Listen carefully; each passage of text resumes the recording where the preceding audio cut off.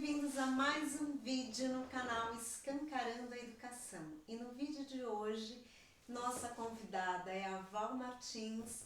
Val, muito grata por ter aceitado o nosso convite. A Val vai falar sobre o ensino doméstico ou homeschool aqui em Portugal. Mais uma vez, muito grata, Val. Eu que agradeço, me sinto lisonjeada de poder estar aqui. Espero poder contribuir, né, não só com o seu canal, mas com todas as pessoas que vão estar nos assistindo, né, e ser uma bênção para vocês. Obrigada, Val. Com certeza será, viu? Val, nos conte como começou, como é que você veio para Portugal? Por quê? O que deu para você vir para Portugal?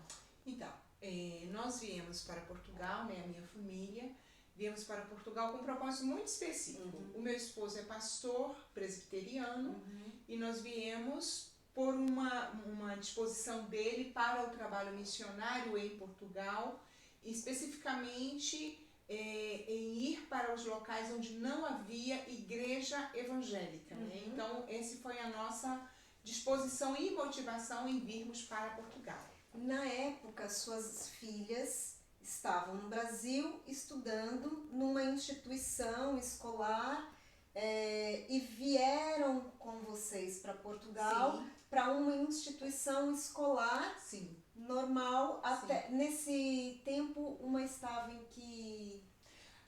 Uma estava no 7º ano e a outra no 4º ano.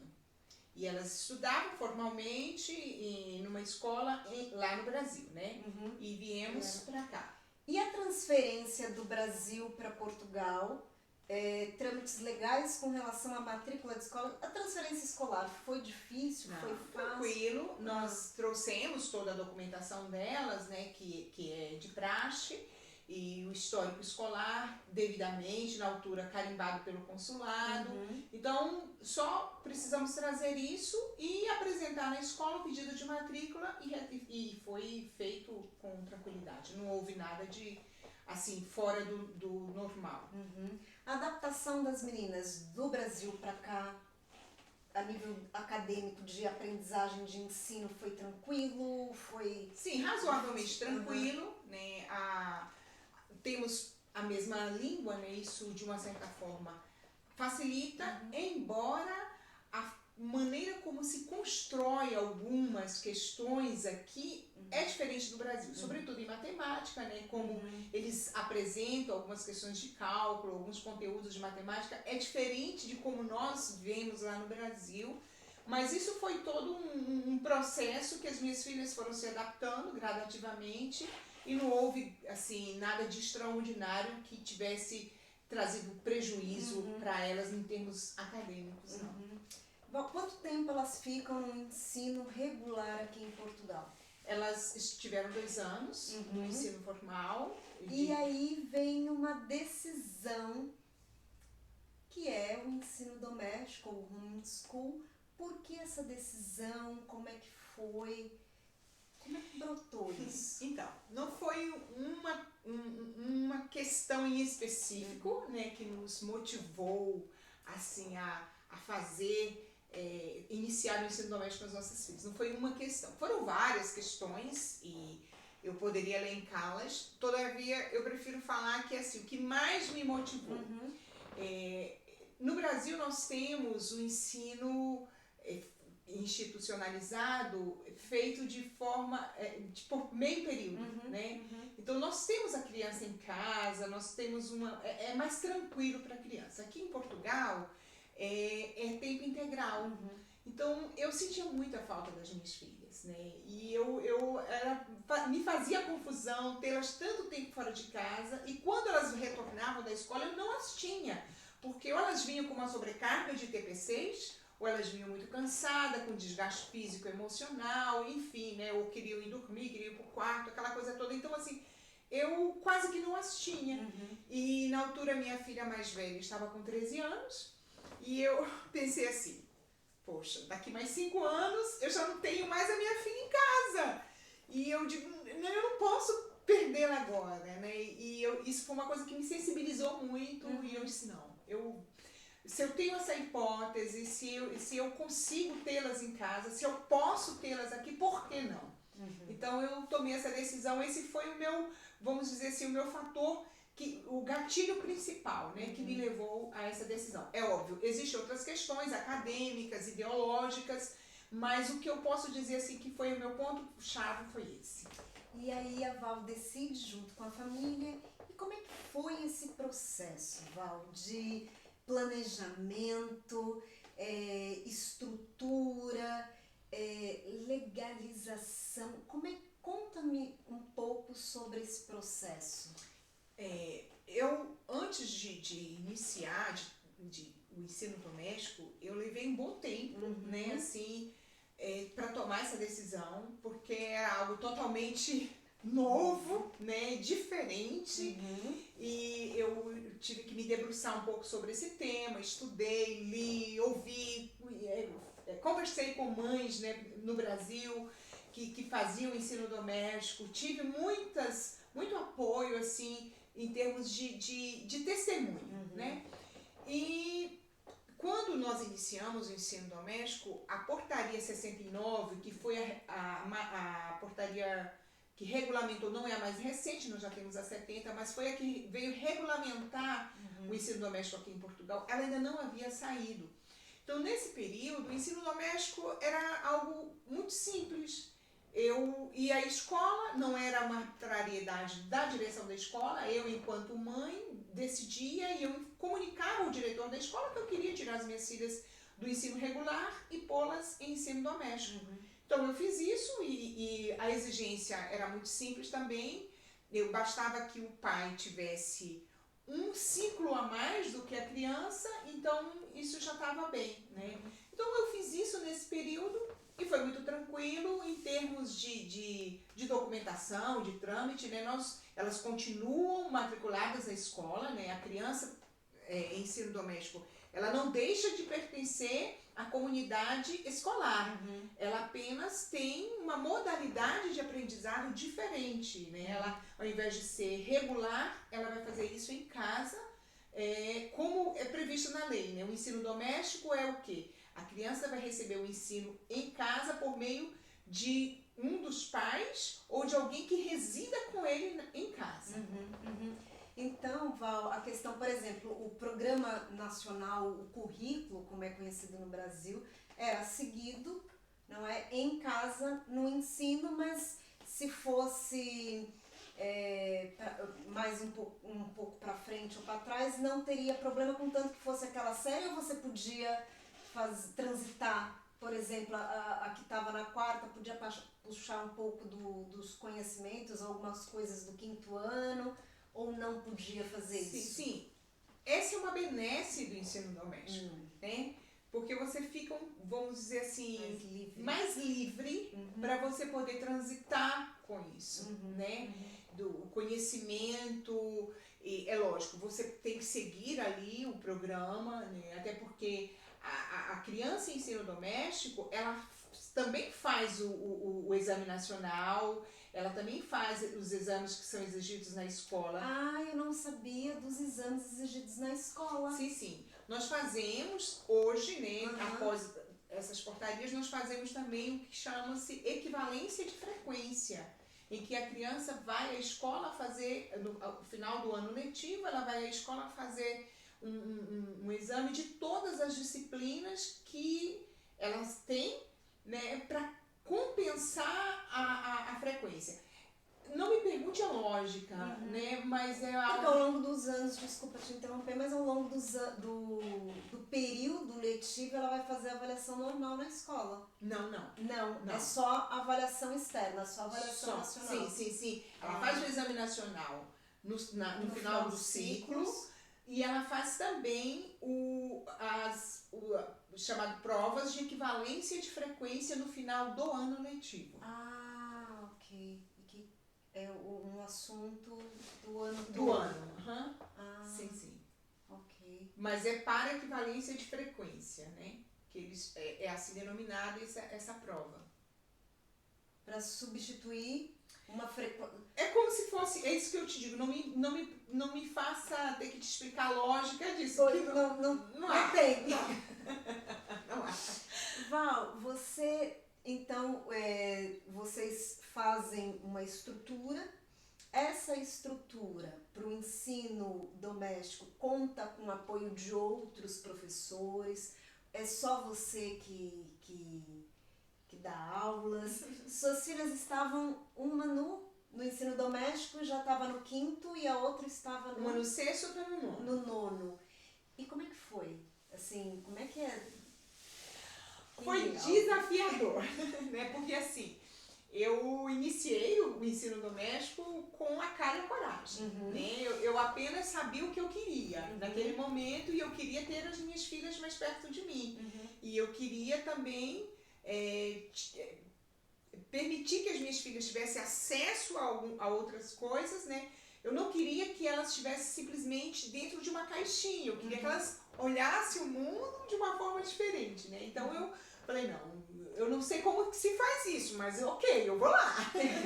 Então eu comecei, né, o ensino doméstico, e foi muito difícil, porque o vício da escolarização é muito grande em nós, pais, né? Então eu vivi a minha vida toda na escola.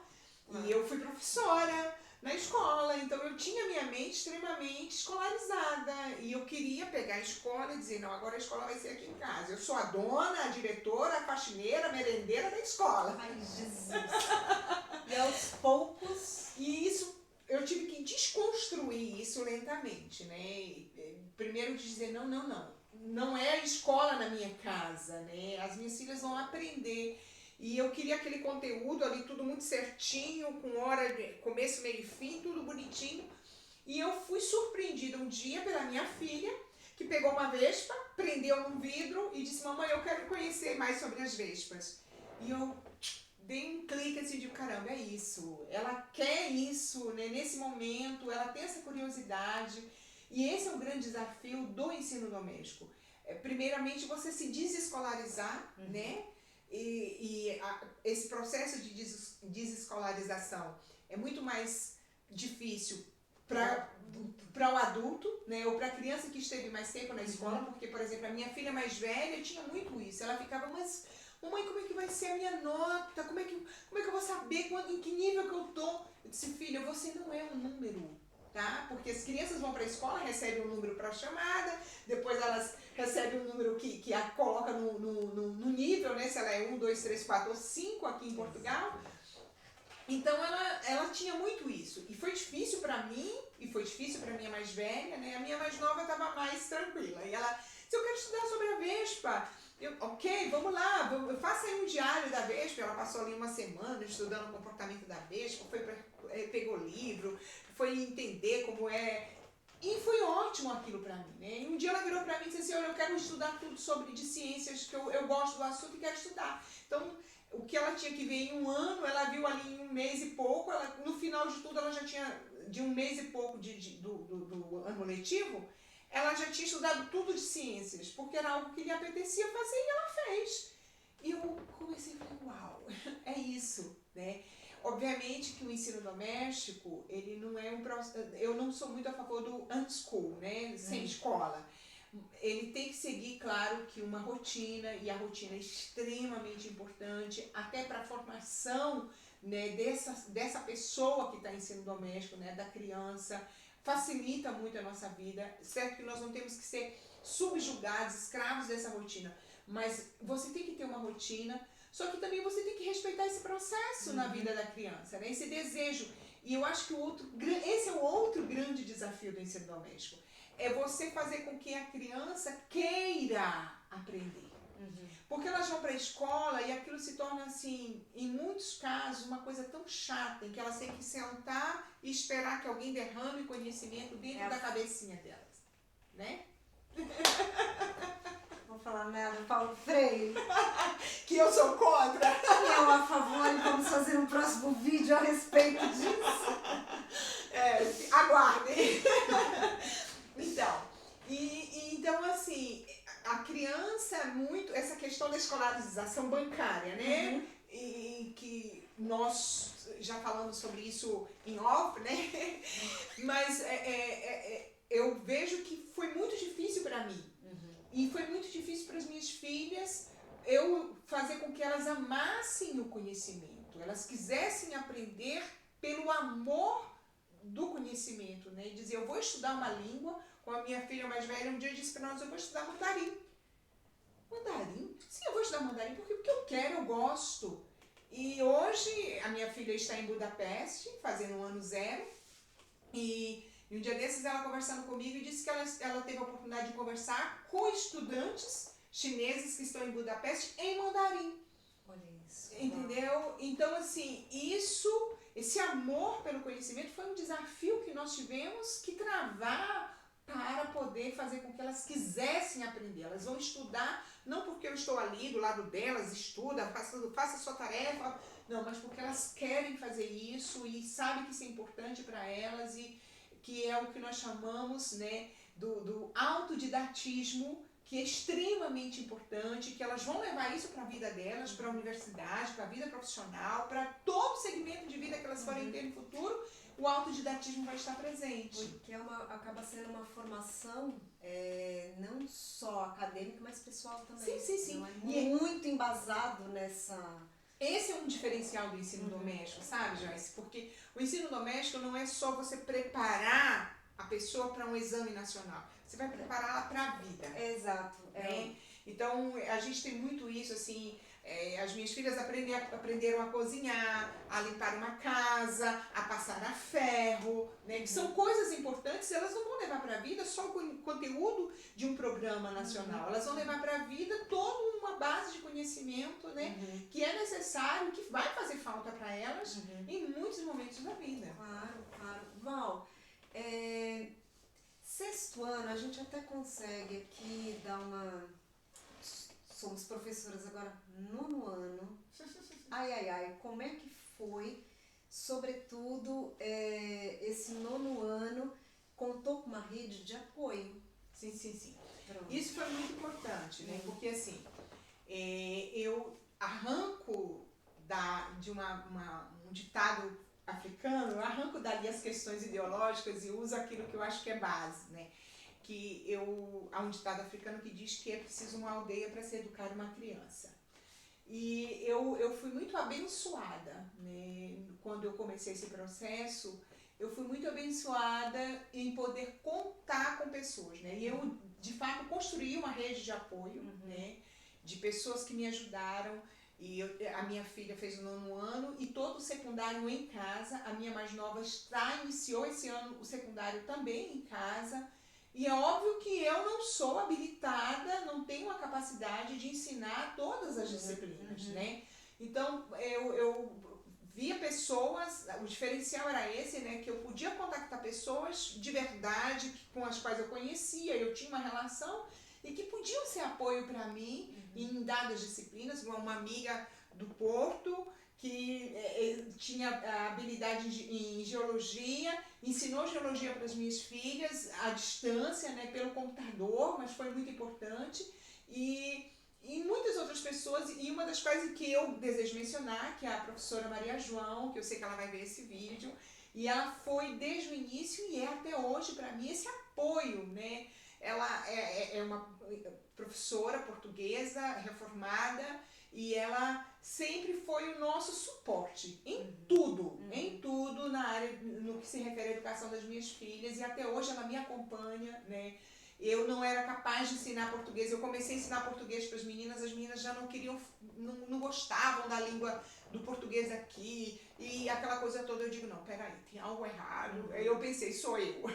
O que está errado aqui sou eu, que eu estou ensinando o português do Brasil. Então, a professora Maria João foi quem me deu esse suporte, né, e me ajudou muito, e tem sido muito bom. Eu percebi que esse caminho com as minhas filhas eu não conseguia trilhar sozinha, e eu precisei agregar pessoas comigo e que tem sido bênção nesse processo, que tem me ajudado no processo acadêmico das minhas meninas.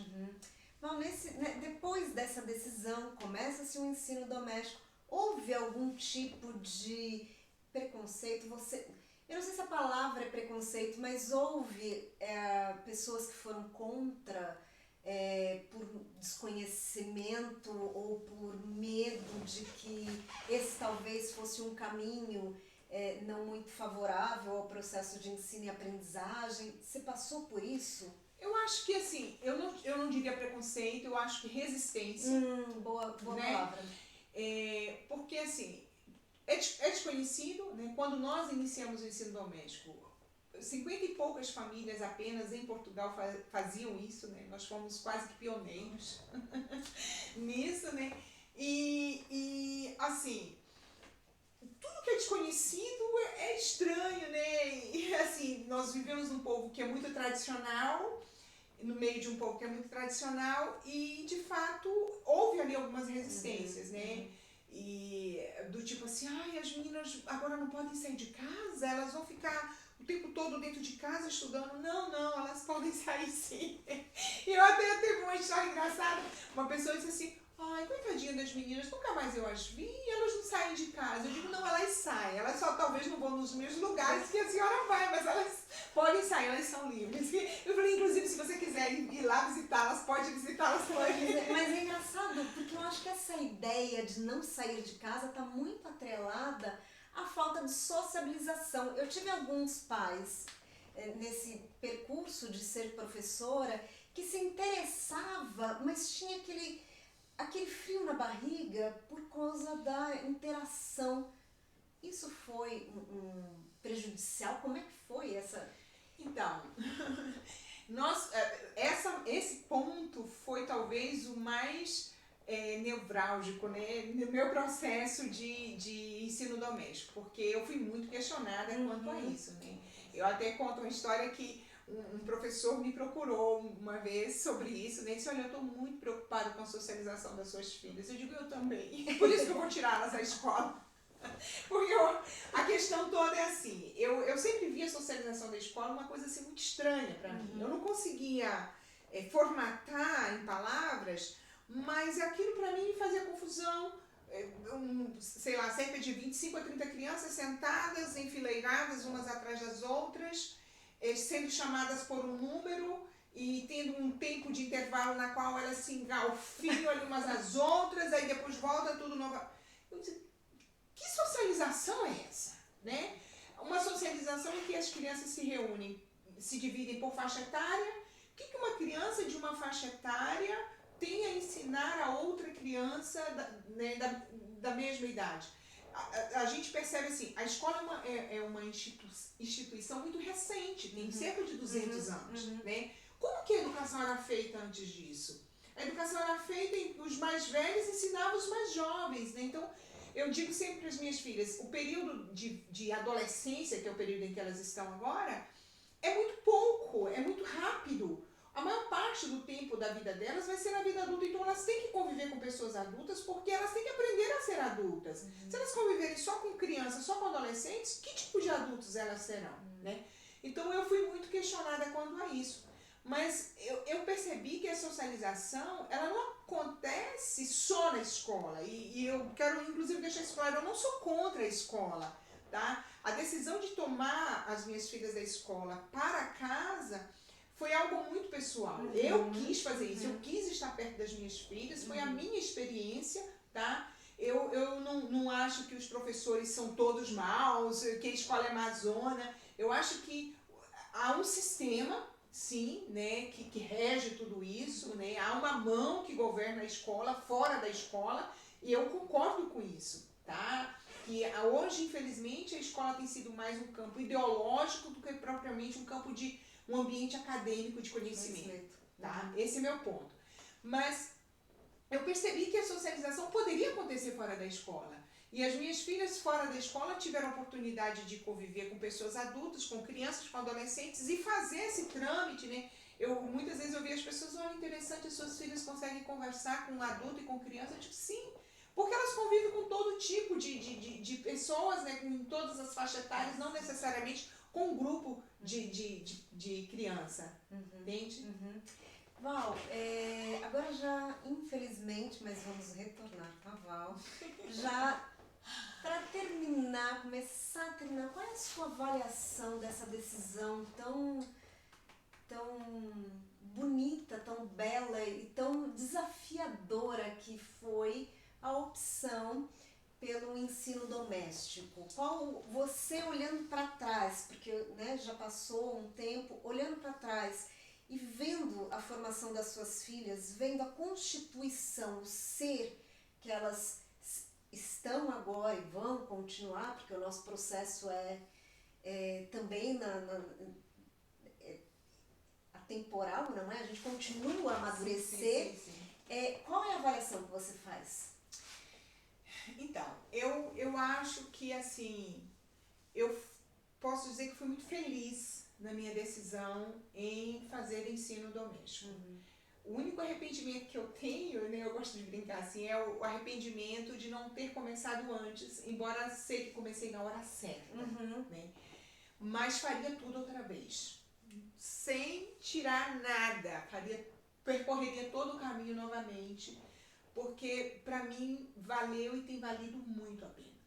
Principalmente pelo fato de ter as minhas filhas, né? Eu tinha a sensação, Joyce, quando as minhas filhas estavam na escola, de que elas estavam me escorrendo pelos dedos, sabe? Assim, eu tentava juntar e elas escorriam-me pelos dedos, né? Havia uma outra mente dentro, sendo formada nas minhas filhas, que não era aquilo que eu acreditava. Isso me fazia muita confusão. Então, hoje, eu poder ter as minhas filhas, nós termos longas conversas sobre vários assuntos em casa, política, ciência e muitas outras coisas, né, que a gente usa muito tempo para esse tipo de conversa, isso para mim não tem preço, é um ganho muito grande que nós temos, né?